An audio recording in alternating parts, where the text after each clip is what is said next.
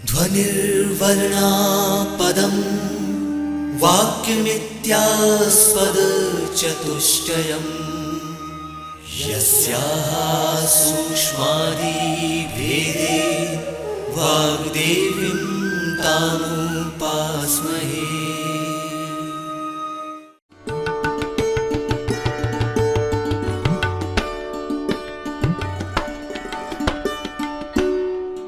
आप सभी लोगों को मेरा अभिनंदन और अभिवादन। मेरा नाम शैलेंद्र जायसवाल है और मैं सृजन संचार नाम की संस्था से हूँ और मैं आज आप लोगों से इनोवेशन और एंटरप्रेन्योरशिप के विषय में बात करूँगा। और जो मेरी भाषा रहेगी, माध्यम रहेगा, वो हिंदी और इंग्लिश का मिला जुला संवाद रहेगा, जिससे कि किसी भी प्रकार की कृत्रिमता उत्पन्न ना हो। तो आज जो हम लोग बात करने जा रहे हैं, इन 4 विषयों पे हम बात करेंगे। एक होगा कि हम समझें कि इनोवेशन और एंटरप्रेन्योरशिप क्या होती है। दूसरा, हम ये जानें कि जब हम कोई नया प्रोडक्ट या प्रोसेस बनाना चाहते हैं वो कैसे बनता है। तीसरा, कि अगर हम में से कुछ लोग एंटरप्रेन्योर बनना चाहते हैं या उद्यमी बनना चाहते हैं, अपने खुद का कुछ व्यापार करना चाहते हैं, वो कैसे हो सकता है, उसमें किन चीज़ों की आवश्यकता है, हमको क्या करना है। और हम तो अपनी चीज़ करेंगे, हम विद्यार्थी हैं या हम अध्यापक हैं, पर हमको इसमें किस प्रकार की सहायता मिल सकती है सरकार की तरफ से, जो स्थापित उद्योग हैं उनकी तरफ से। तो ये 4 बिंदु हैं जिनके ऊपर की हम काम करने का प्रयत्न कर रहे हैं।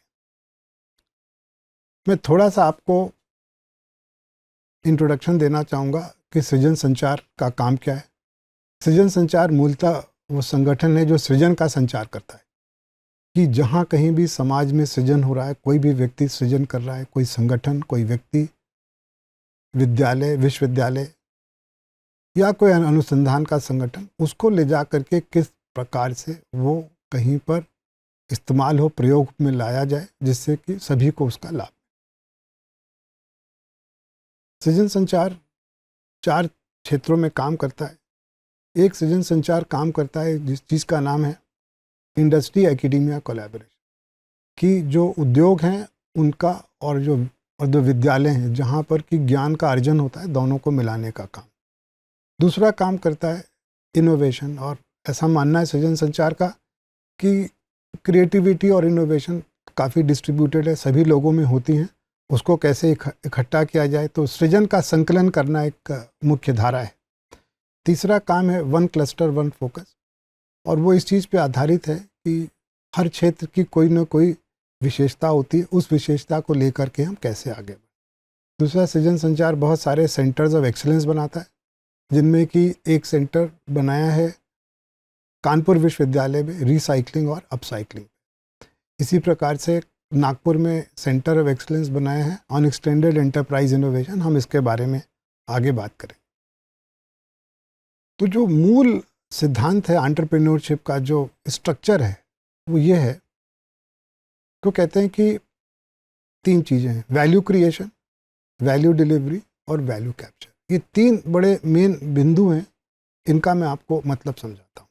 पहला तो ये कि अगर हम कोई चीज़ करना चाहते हैं तो किसी भी कस्टमर के लिए, किसी भी व्यक्ति के लिए, संगठन के लिए, हम उसके लिए कोई मूल्यवान चीज़ का उत्पादन करें या उसको दें। तो ये वैल्यू क्रिएशन है। ये हमने सोचा, हमारे मन में कोई विचार आया या हमने कोई प्रोडक्ट बनाया, कोई नई सर्विस बनाई। दूसरा है कि वैल्यू डिलीवर, कि हमको ये चीज़ अपने कस्टमर तक पहुँचानी।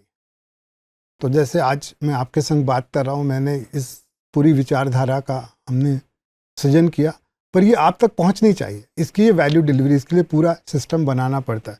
जैसे आज की तारीख में आप देखेंगे ऑनलाइन व्यापार है, कि कोई आदमी किसी चीज़ का प्रोडक्शन कर रहा है, उत्पादन कर रहा है, फिर ई-कॉमर्स के द्वारा वो जा कर के उसके पास, उसके घर पे डिलीवर हो रहा है। तो ये वैल्यू डिलीवर है, इसके लिए पूरे संसाधन लगते हैं, ये वैल्यू। और तीसरा महत्वपूर्ण काम एंटरप्रेन्योरशिप में ये है कि वैल्यू कैप्चर होनी चाहिए, कि अगर आपने कोई काम किया तो आपको उससे कुछ लाभ होना चाहिए, प्रॉफिट होना चाहिए। तो 3 एलिमेंट्स बिजनेस के: value creation, value delivery and value capture. Value का बेसिकली मतलब है कि कोई चीज़ किसी के लाभ की होनी चाहिए, उसका लाभ होना चाहिए। किसी चीज़ का, अगर आपने कोई चीज़ बनाई, उससे किसी का या तो कष्ट दूर होना चाहिए या उसको किसी प्रकार से लाभ होना चाहिए। अब हम लोग बात करेंगे कि एंटरप्रेन्योरशिप कितने प्रकार की होती है और एंटरप्रेन्योर कैसे होती है। तो देखिए, सबसे पहले आपने देखा होगा कि कुछ लोगों के पास कुछ ज़मीन होती है, खेती की ज़मीन होती है, या उनके पास कोई जगह होती है, कोई इमारत होती है, कोई बिल्डिंग होती है, या उनके पास कोई खदान होती है। तो वो क्या करते हैं, किसी दूसरे व्यक्ति को दे देते हैं और उससे उसका किराया लेते हैं। और इसको इकोनॉमिक्स में कहते हैं रेंट सीकिंग बिहेवियर, कि आपके पास कोई संसाधन है, उसको आपने किसी और को उपयोग के लिए दे दिया और वो आपको हर महीने कुछ उसके बारे में पैसे देता है। वो एक प्रथम प्रकार की एंटरप्रेन्योरशिप है। दूसरी, आप इमेजिन करिए कि आपके पास सेब का खेत है और आपने अपने सेब के खेत को किसी और व्यक्ति को चलाने के लिए दे दिया। वो हर महीने हर वर्ष आपको कुछ पैसे देता है। दूसरा, आप क्या कर सकते हैं, दूसरी प्रकार की जो उद्यम है, एंटरप्रेन्योरशिप जो उद्यम है, कि उद्यमिता में आपने क्या किया, आपने अपने खेत से सेब को निकाला और मंडी में लाए और उसको ले जा करके आपने उसको विक्रय कर दिया, बेच दिया, आपको कुछ पैसे मिले, ट्रेडिंग। तो ये नेक्स्ट प्रकार की एंटरप्रेन्योरशिप। पहले थी आपने उसको किसी और को दे दिया, अब आपने क्या किया, आप उसको मार्केट में ले गए, बाजार में लेके गए, उसका क्रय विक्रय किया, ये दूसरा, तो ट्रेडिंग। तीसरे प्रकार की एंटरप्रेन्योरशिप है जिसको कि कहते हैं इंडस्ट्रियलिस्ट। अब वो इंडस्ट्रियलिस्ट क्या करेंगे, उन्होंने एक फैक्ट्री लगाई, बहुत संसाधन लगते हैं, ज़मीन लगती है, फैक्ट्री लगती है, टेक्नोलॉजी लगती है। आप सेब लेकर आए और आपने सेब का जूस बनाया। जब आपने सेब का जूस बनाया, फिर आपने उसको बाहर विक्रय के लिए पैकेजिंग करके दिया, तो इंडस्ट्रियलिस्ट। तो पहला आपने देखा कि आपने किसी को किराए पे दे दिया, रेंट पे दे दिया। दूसरा, आपने ट्रेडिंग की। तीसरे, आपने इसकी एक फैक्ट्री लगा दी। अब हम चौथा करेंगे कि आपने खूब बढ़िया डिज़ाइन बनाई। आप देखेंगे कि जापान में और कई जगहों पे अलग अलग शेप के सेब बनते हैं, क्यूब शेप का, हार्ट शेप का। तो आदमी डिज़ाइनर के ऊपर, डिज़ाइन के ऊपर अपनी एंटरप्रेन्योरशिप करता है। और ये ज्वेलरी जैसी फील्ड हो गई या फैशन डिज़ाइन हो गया, इस प्रकार की जो एंटरप्रेन्योरशिप है ये बहुत डिज़ाइन ड्रिवन है। आजकल आप फ़ोन भी देखेंगे, आईफोन है तो शायद सैमसंग जैसा ही होता है, पर क्योंकि उसकी डिज़ाइन अच्छी है वो बहुत ज़्यादा पैसे उसको मिलते हैं। ये भी एक एंटरप्रेन्योरशिप है। और ये आजकल हम देख रहे हैं कारों के संबंध में भी कि महिंद्रा की कारें जो है बिल्कुल से उत्कृष्ट हो गई हैं। उनमें डिज़ाइन का एलिमेंट आया। SUV 700 वर्ल्ड क्लास कार है, डिज़ाइन के कारण हो गई। तो एक और तरीका एंटरप्रेन्योर बनने का कि आप कुछ बढ़िया डिज़ाइन करें, एस्थेटिक्स करें, कुछ आर्ट करें। फिर एक और प्रकार की एंटरप्रेन्योरशिप होती है, आपके पास बहुत अच्छा टैलेंट है, आप बहुत अच्छे गायक हैं, आप बहुत अच्छे खिलाड़ी हैं, और उसको आप ले जा करके कहीं और मार्केट में ले जाएं और मार्केट उसको रिवॉर्ड करे। आप एंटरप्रेन्योर बन सकते हैं अपने टैलेंट के इस पे। अब देखिए, मैं सेब के बारे में आपको एक और चीज़ बताता हूँ। एक टेक्नोलॉजी बनाई सेब के लिए जिसको कहते हैं शॉक वेव। अब ये टेक्नोलॉजी क्या है कि जैसा सेब होता है बाहर से, वो वैसे का वैसे ही रहेगा, और जब उसमें से शॉक वेव डाली जाएगी तो उसके अंदर जो भी चीज़ होती है वो लिक्विड हो जाती है, मतलब उसका जूस बन गया। तो सेब बाहर से वैसे का वैसे ही है और अंदर से इसमें पूरा वो लिक्विड हो गया, उसका जूस बन गया। अब इसमें जो टेक्नोलॉजी लगी, इसमें जो इनोवेशन लगा, इसको कहते हैं शॉक। हम जो सारी आज बात करेंगे एंटरप्रेन्योरशिप की, वो इनोवेशन बेस्ड एंटरप्रेन्योरशिप की बात करेंगे कि जब हम कोई चीज़ नई करते हैं जो बाकी लोगों के पास नहीं है, जब किसी नई चीज़ की हम रचना करते हैं, कुछ नई नवरचना करते हैं, तो वो जो उसके ऊपर जो उद्यम आधारित है, हम उसकी बात कर रहे हैं। ये सोचने का विषय है कि हम इसकी बात क्यों कर रहे हैं।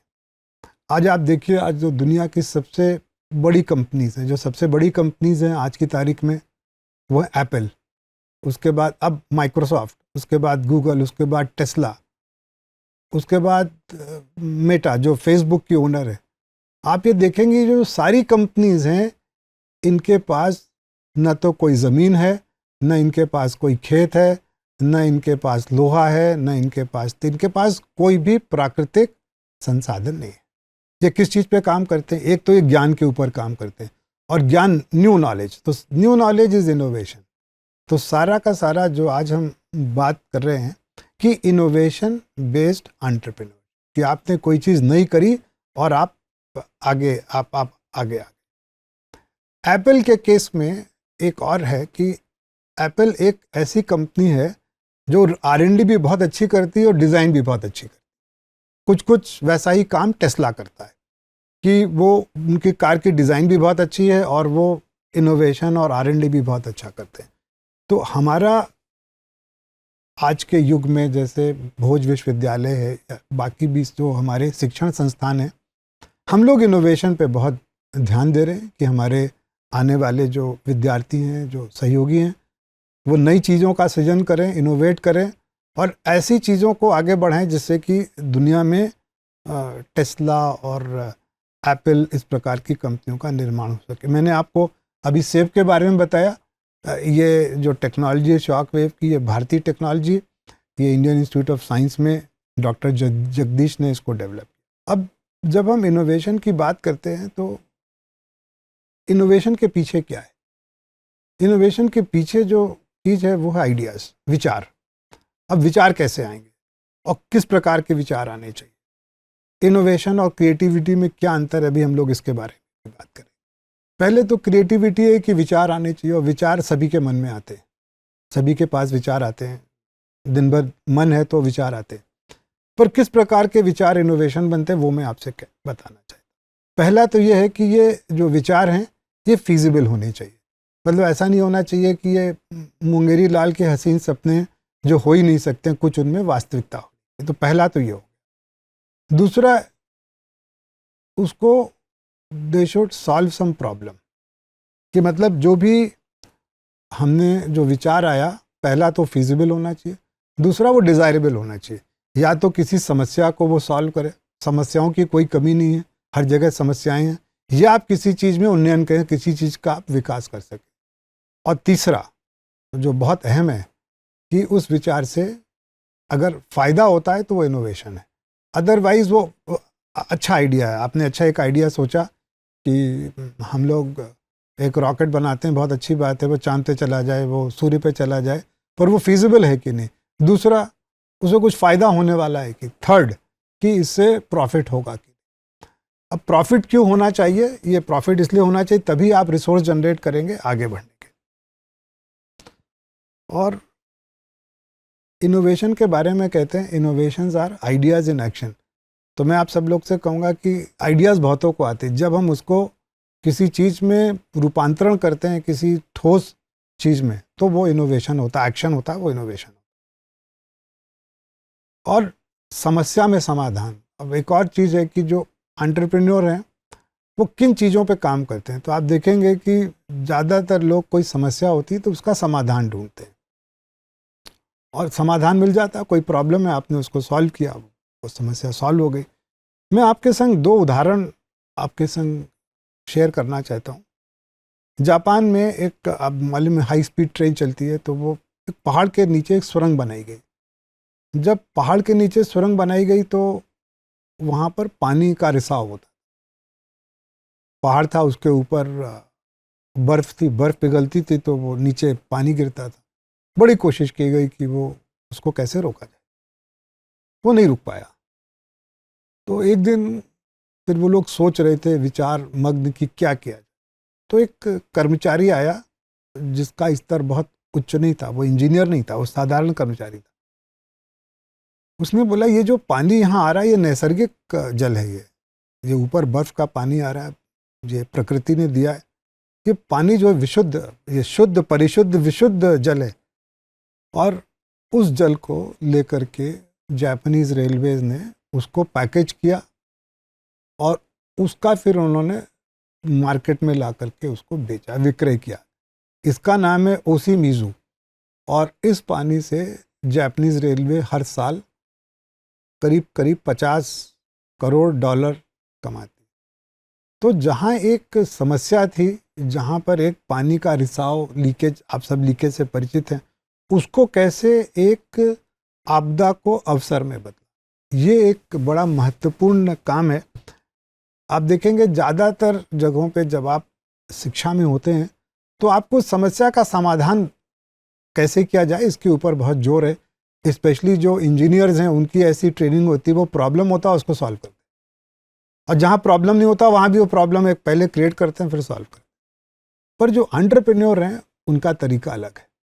वे समस्या, आपदा को सुलझाते नहीं हैं, वे आपदा में से अवसर निकालते।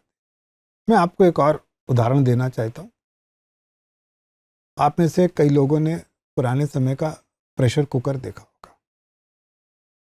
प्रेस्टीज नाम का प्रेशर कुकर होता था, उसमें कई बार ऐसे हादसे हुए कि जब प्रेशर बढ़ जाता था तो वो ढक्कन जो है खुल करके लोगों को चोट भी लगती थी, कई बार ब्लास्ट हुआ। अब इसके बाद हॉकिंस और बाद में प्रेस्टीज ने भी ये टेक्नोलॉजी बनाई जिसमें कि उन्होंने ऐसा ढक्कन का निर्माण किया कि जितना प्रेशर बनता है वो उतना ही ज़्यादा सेफ हो जाता है। आप सब लोगों ने ये कुकर आपके घर में होगा, आप जाके देखें कि कुकर का जो ढक्कन है और जिस चीज़ में वो लगता है वो दोनों परफेक्ट सर्कल नहीं है, दोनों इलिप्स है।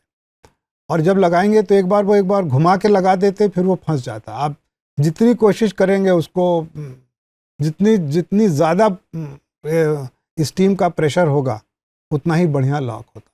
फिर क्या किया, जो हमारा नेगेटिव पॉइंट था कि स्टीम का प्रेशर, उसी से हमने इसको लॉक कर दिया। तो ये प्रॉब्लम इनटू अपॉर्चुनिटी, ये बहुत खास तरीका है एंटरप्रेन्योरियल सोच का कि इसको पलट देते हैं, जो समस्या है उसको पलट देते हैं। अब ये कैसे करते हैं इसके बारे में हम लोग अभी बात करते हैं। अब देखिए, इनोवेशन मेनली कहाँ होता है? इनोवेशन एक जगह वहाँ होता है जहाँ पर कि कोई क्षेत्र में विघटन हो रहा है, यानी वो क्षेत्र 2 या 3 चीज़ों में बट रहा है। मैं एक सेकंड में आपको बताता हूँ इससे क्या मतलब, या बहुत सारे क्षेत्र जहाँ जुड़ते हैं। तो आप ये देखिए कि पहले हमारे यहाँ क्रिकेट होता था, तो क्रिकेट में 5 दिन का क्रिकेट होता, फिर उसका स्वरूप बदला। अब वो क्या क्या स्वरूप बदला, पहले फिर 3 डे क्रिकेट हुआ, उसके बाद 1 डे 60 ओवर हुआ, फिर 50 ओवर हुआ, फिर 20 ओवर हुआ, फिर 5 ओवर हुआ, फिर 3 टीम की। मतलब उसी चीज़ को अलग अलग करके सब में आपको एक ना एक नया इनोवेशन है, और उसको ले जा करके आप जब मार्केट में लेके जाते हैं और उसको कोई उसको पसंद करता है, तो आपने एक वैल्यू क्रिएट की, मैच हुआ, लोगों ने देखा और लोग उससे खुश हुए। तो नहीं, अब ये एक्चुअली ऐसा हुआ है कि नहीं, किसी ने ऐसा सोच के इनोवेट किया, पर ये बेसिक एक सोच है जिससे कि होता। अब आप दूसरा देखिए, आज की तारीख में मैं मोबाइल फ़ोन की आपसे बात कर रहा हूँ, ये दूसरा तरीका, एक इनोवेशन का डिफ्रेंसिएशन हो रहा है, एक चीज़ अलग अलग चीज़ों में रूपांतरित हो रही। अब वहाँ जहाँ पर कि फ्यूजन हो रहा है, 2-3 चीज़ें मिल रही हैं। आज सबसे ज़्यादा मोबाइल फ़ोन का जो उपयोग हो रहा है वो 2 चीज़ों में हो रहा है। एक तो एज अ डिस्प्ले डिवाइस हो रहा है, ज़्यादातर लोग मोबाइल में वीडियो देख रहे हैं, रील्स देख रहे हैं, या उसमें फ़ोटो देख रहे हैं और कैप्चर भी कर रहे हैं। तो आज का जो फ़ोन है वो कैमरा और रिकॉर्डर और डिवाइस ज़्यादा हो गया है। तो फ़ोन भी है और कैमरा भी है और डिस्प्ले डिवाइस भी। तो तीनों चीज़ को जब कंबाइन किया तो वो एक मल्टीपल डिवाइस बन गया और बहुत बड़ा इनोवेशन। अभी हम लोग थोड़ी देर पहले बात कर रहे थे कि जो चीज़ें जब डिफ्रेंशिएट होती हैं तो कुछ नया इनोवेशन होता है। आप देखिए, बहुत पहले एक कंप्यूटर आया, बहुत बड़ा होता था, विशाल का एक कंप्यूटर होता था, बिल्डिंगों के बराबर। अब फिर उसके बाद हुआ एक डेस्कटॉप कंप्यूटर जो एक डेस्क पे बैठ के काम करने, उसके बाद एक लैपटॉप आया, उसके बाद एक टैब आया। तो अलग अलग साइज में अलग अलग नीड और आवश्यकता के लिए जब आप कोई प्रोडक्ट को चेंज करते हैं तो इनोवेशन अपने आप होता है। मतलब ये कि जो आवश्यकता है उसके हिसाब से अगर आपने अपने प्रोडक्ट या प्रोसेस में परिवर्तन किया तो आपको कोई नया इनोवेशन मिलेगा। अब आप ये सोचेंगे कि आज के समय में इनोवेशन की इतनी आवश्यकता एकदम से क्यों और हमको क्यों समझना चाहिए। एक तो जैसे थोड़ी देर पहले बात हो रही थी कि जो दुनिया में, मैंने आपसे बोला, सिर्फ जो बड़े बिजनेसेस हैं वो सब इनोवेशन पे आधारित है। एक तो वो कारण है। दूसरा ये कि दुनिया बड़ी तेज़ी से बदल रही है। मैं जिन चीज़ों को मेरे से एक पीढ़ी के पहले लोगों ने शायद सुना भी नहीं था, आज वो बहुत कॉमन हो गई। जैसे आज से 40 वर्ष या 45 वर्ष पूर्व अगर कोई कहता है कि आप फ़ोन पे एक दूसरे को देख करके बात कर सकते हैं तो शायद वो चीज़ मजाक समझी जाती, पर आज वो सब हो गया। तो ये जो परिवर्तन है इसकी स्पीड बहुत तेज़ी से बढ़ रही है, चारों तरफ परिवर्तन हो रहा है। और इसका भी कारण है कि परिवर्तन क्यों हो रहा है। एक कारण जो परिवर्तन का है ग्लोबलाइजेशन, कि जो चीज़ किसी एक दुनिया के एक छोर में थी वहीं तक सीमित थी, अब ग्लोबलाइजेशन के कारण वो चारों तरफ जा रही है। आप देख लीजिए, आज एक युद्ध होता है यूक्रेन में और तुरंत आपको पता लगा कि गेहूं की कीमत भारत में बढ़ रही है, तेल की कीमत बढ़ रही। तो ये सबका जो इंटरकनेक्शन है, इसके कारण चेंज बहुत तेज़ी से हो रहा है और इस चेंज के कारण बहुत सारी नई अपॉर्चुनिटी आ रही है और बहुत सारी नई थ्रेट भी पैदा हो रही है। कि जैसे जैसे चेंज हो रहा है, आज की तारीख में कुछ दिन पहले तक बात हो रही थी कि नेट पे सब लोग कंटेंट लिखने की बहुत बड़ी अपॉर्चुनिटी। फिर एक टेक्नोलॉजी है, आप सब उसके बारे में परिचित हैं, जनरेटिव एआई, जिसको कि लोग चैट जीपीटी और बहुत सारे लिखने के टूल्स में जानते हैं। आज आप चैट जीपीटी को बोल करके एक लेख लिख सकते हैं, कैसे लिख सकते हैं। अब जो लोग लेखन से अपना, जिनका लेखन व्यवसाय था, ये उनके लिए थ्रेट है, पर ये अपॉर्चुनिटी भी है कि बहुत सारे लोग जो अपनी बात को एक विधिवत तरीके से नहीं प्रकट कर पाते थे, प्रस्तुत कर पाते थे, अब उनके लिए बहुत बड़ा सहायक हो गया। और ओपन सोर्स इंटेलिजेंस और ये जो ओपन एआई है, ये आने वाले समय में बहुत बड़ी चुनौती भी है, बहुत बड़ा अवसर भी है। तो कहने का जहां हमने प्रारंभ किया था कि जहां पे इतनी तेजी से परिवर्तन हो रहा है, ये नई चुनौतियों को जन्म दे रहा और बहुत सारे नए अवसरों को भी जन्म देना है, इसलिए हमको इनको समझना पड़ेगा। आज की जो बहुत टेक्नोलॉजीज़ हैं जिनके कारण बहुत बड़ा परिवर्तन आने का है, एक तो हमने बात की अभी ओपन एआई की, जनरेटिव एआई, दूसरा है ब्लॉकचेन। ये ब्लॉकचेन भी एक टेक्नोलॉजी जो आने वाले समय में बहुत असर डालेगी चारों तरफ। और देखिए इसका बेसिक, इसका महत्व क्यों है, क्योंकि ये जो एक सेंट्रलाइज स्ट्रक्चर है, इसको ये हटा देगी। इसको मैं थोड़ा सा आपको विस्तार में कहना चाहता हूँ, क्योंकि इसका बहुत बड़ा प्रभाव पड़ने वाला है। आप में से कई लोगों ने ओला या उबर का प्रयोग किया होगा या किसी ऐसे ऐप का। तो आज की तारीख में जो, अगर आप कहीं जाना चाहते हैं तो उसका जो प्राइस है वो आपको ओला या उबर बताता है। कुछ समय बाद ये प्राइस ओला और उबर के पास से हट जाएगा और जितने सारे इंटरैक्शन हो रहे हैं उसके बेसिस पे ये प्राइस तय होगा। मतलब ये प्राइस तय करने वाला कोई सेंट्रलाइज एजेंसी नहीं होगी, ये सब अपने आप होगा और फेयर होगा। इसलिए ये मतलब हर कोई एक ओला खोल सकता है, ओला के ऊपर हमारी निर्भरता खत्म हो। और ये इससे बहुत बड़ा मेरे ख्याल से क्रांतिकारी परिवर्तन आने वाला है और हमको इसके लिए तैयार रहना चाहिए। ये सारे जो परिवर्तन हो रहे हैं, ये सिर्फ बहुत बड़े टेक्नोलॉजी के क्षेत्र में नहीं हो रहे हैं। आज आप देखिए, आप सब लोग जानते हैं ग्लोबल वार्मिंग और क्लाइमेट चेंज सब जगह बात हो रही है। अभी सब लोग बात कर रहे हैं कि हमारा जो भी हम काम करते हैं उसमें कम से कम प्राकृतिक संसाधनों का शोधन होना चाहिए। एक एरिया जो जिसमें कि सरकार ने भी बहुत रुचि ली है वो पैकेजिंग का है। अभी आपको मैं बताऊं, आपको शायद थोड़ा आश्चर्य होगा कि भारत का एक कानून है जिसका नाम है EPR, एक्सटेंडेड प्रोड्यूसर रिस्पॉन्सिबिलिटी। अब ये कानून क्या है? ये भारत का कानून है आज की तारीख में। ये कानून ये है कि कोई भी सामान की जो पैकेजिंग होती है, चाहे पानी की बोतल हो, चाहे बिस्किट की पैकेजिंग हो, किसी भी प्रकार की पैकेजिंग, बहुत सी सिंगल यूज़ प्लास्टिक तो सरकार ने बैन कर दी, पर जहां सरकार ने परमिट भी किया है, उनका ये कहना है सरकार का, और ये भारत देश का कानून है, कि इसका ग्रीन डिस्पोजल उत्पादक की रिस्पॉन्सिबिलिटी है। मतलब अगर पानी की बोतल बनाई किसी ने प्लास्टिक की, तो उस बोतल का, प्लास्टिक का ग्रीन डिस्पोजल ये प्रोड्यूसर की रिस्पॉन्सिबिलिटी, यूज़र की नहीं है। ये बहुत गंभीर रूल है, इस देश का कानून है कि प्रोड्यूसर ने बिस्कुट का पैकेट कर दिया प्लास्टिक में, वो प्लास्टिक का ग्रीन डिस्पोजल होगा, ये जिम्मेदारी पार्ले की है, खरीदने वाले की नहीं। अब ये कानून है, पर भारत सरकार ने इसको शायद इतनी कड़ाई से भी लगाया नहीं है। अब इस कानून में क्या हो रहा है इसका, कि पार्ले जैसी कंपनी, बड़ी बड़ी कंपनी, वो लगी हैं कि हमको ग्रीन पैकेजिंग हमको मिल जाए। तो पैकेजिंग में इस समय ज़बरदस्त इनोवेशन की डिमांड है, और जो भी पैकेजिंग में इनोवेशन करेगा उसके लिए बहुत बड़े अवसर है।